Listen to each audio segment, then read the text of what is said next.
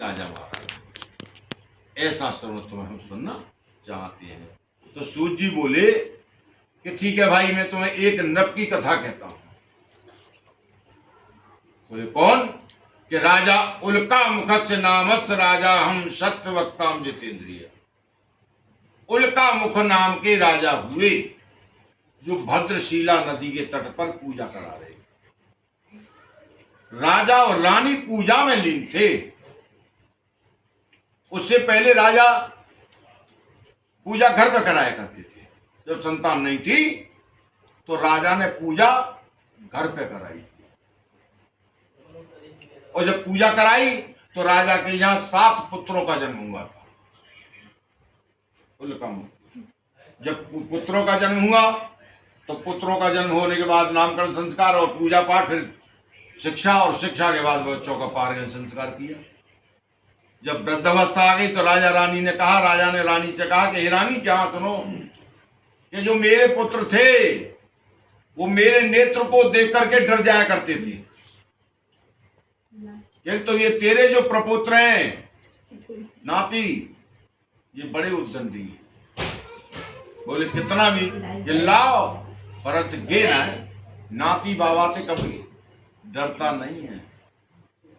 नाथी शब्द है वैसे नाथी, नाथी जो बालक जो है बाबा से डरता नहीं है। और नाथी तो ज्यादा जब पण नाथी आ जाए तो कमर पे चढ़ तो है, अब तो मैं तुम्हारी चांद पे ही चढ़।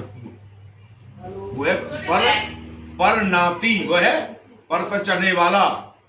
तो उन्होंने कहा कि अब ये जो है तेरे प्रपोते जो नाती हैं बड़े उद्दंडी हैं, इसलिए भद्रशिला नदी के तट पर देवालय में करेंगे। वहां देवालय में शांत वातावरण के लिए पूजा कर रहे थे राजा और रानी और गुरु। साधु नाम का एक वैश्य नवकाओं में भर के व्यापार के लिए जा रहा था। जब आकी दृष्टि पड़ी तो मल्लाह से बोला, भाई नवकाओं को किनारे से लगा दो और मैं यह देवालय में भगवान के दर्शन करके आता हूं। काहे की दर्शन की अभिलाषा, कि हमें दर्शन मिले। और दर्शन वाली बात पे आ जाओ तो भाई दर्शन के लिए तो बहुत वो है। अगर आपकी भावना है तो दर्शन मिलेंगे। दर्शन की भावना है तो दर्शन मिलेंगे। और दर्शन मिलते कब है? कि भाई कठिन तपस्या के द्वारा दर्शन मिले। तो दर्शन की भावना से बोले कि वहां भाई बोले दर्शन करेंगे। और वहां देखा तो वहां पूजा है, पूजा में जाके बैठे सब का। फिर राजा को गुरु को प्रणाम किया, राजा को प्रणाम किया, ठाकुर जी उसी झुकाए बैठ गए। जब पूजा कार्य विसर्जन हुआ तो बड़े नम्र भाव से साहूकार ने राजा से पूछा कि महाराज भक्त भाव ये आप किसका पूजन कर रहे हैं? राजा बोले, भैया सत्यम व्रतम पूरी जाते में सत्यनारायण भगवान का। साहूकार बोला, किंचित भावेन चित्रथा, बोले या के करने से क्या फल की प्राप्ति होगी?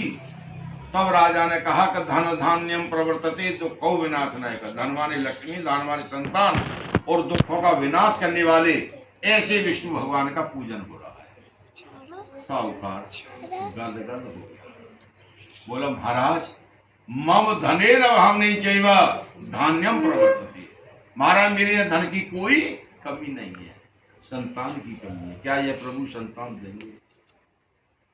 जब संतान शब्द आया, जो धन हुई और संतान न हुई तो धन को क्या होगा?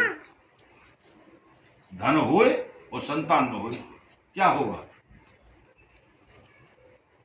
हमारी गली में, हमारी गली में 3 घर छोड़ के 2 घर ही छोड़ के, उस घर से कम 5-7 करोड़ रुपया गवर्नमेंट को चला गया। क्योंकि न तो मास्टर जी पे औलादी, हेलो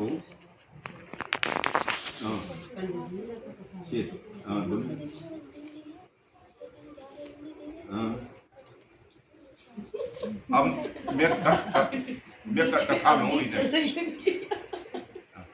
हाँ तो मैं मेटेरियल में बाद में